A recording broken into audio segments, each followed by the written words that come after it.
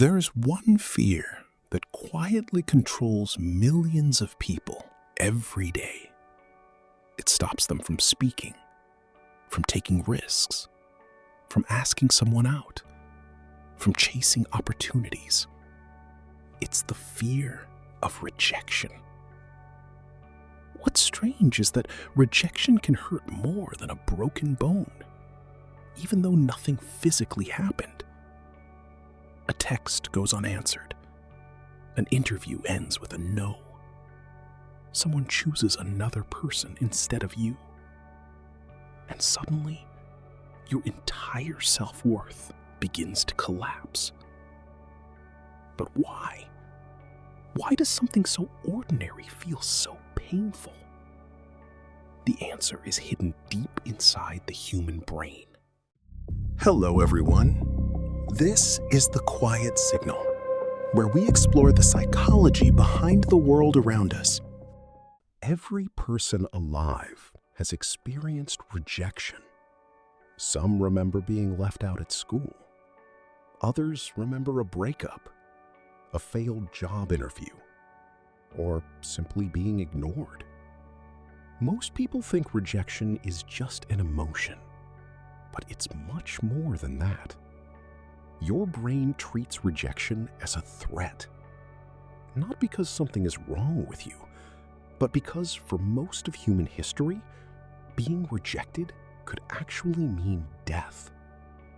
And although civilization has changed dramatically, your brain is still running ancient software.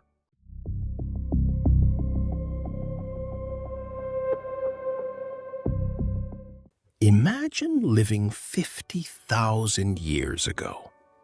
There were no cities, no hospitals, no police, only small tribes struggling to survive.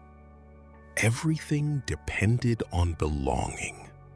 Your tribe hunted together, shared food together, protected one another from predators. If you were rejected, you lost all of that. Being alone meant hunger, exposure, danger. For our ancestors, social rejection wasn't embarrassing. It was life-threatening. Over thousands of generations, our brains adapted. They learned to treat exclusion as an emergency. Today, you're unlikely to be abandoned in the wilderness. Yet your brain still reacts as if every rejection threatens your survival. That's why even something as small as being ignored can feel surprisingly intense. Your emotions aren't broken. They're ancient.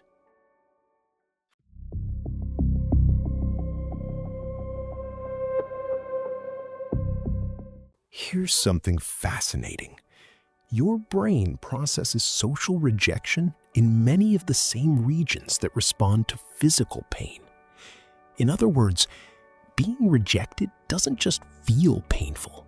Your brain experiences it as pain. That's why rejection often creates physical sensations: a tight chest, a sinking stomach, a racing heart, shaky hands. Your body prepares for danger, even though no physical danger exists. But the brain makes another mistake. It rarely fears rejection itself. It fears what rejection might mean. One unanswered message becomes, "They don't care about me." One failed interview becomes, "I'm not good enough." One breakup becomes, "I'll never be loved again." The brain fills uncertainty with stories, and almost always, those stories are worse than reality. A single moment begins to define an entire identity, not because it's true, but because fear prefers certainty over possibility.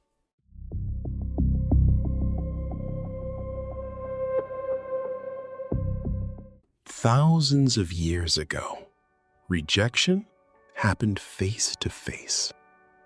Today, it happens every time you unlock your phone. Someone leaves your message unseen. Your post gets fewer likes than expected. A friend doesn't reply. Another person seems happier. Another person seems more successful. Social media has turned human validation into numbers. Followers, views, comments, hearts. Without realizing it, many people begin measuring their worth through algorithms. The brain doesn't understand that these platforms are designed to maximize engagement. It only sees social signals, and every notification, or lack of one, can activate those same ancient survival instincts.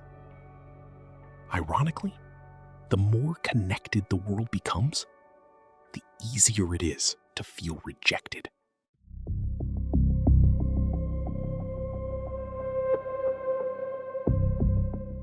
The fear of rejection isn't a weakness. It's one of the oldest survival instincts the human brain possesses. It protected our ancestors. It kept tribes together. It helped humanity survive. But in the modern world, that same instinct often holds us back. It convinces us that rejection defines our value, when in reality, it only reflects a single moment. Your worth has never been determined by someone else's acceptance. And perhaps the most liberating realization is this: every person you admire, every successful creator, every confident speaker has been rejected more times than you can imagine. They simply refused to let rejection become their identity.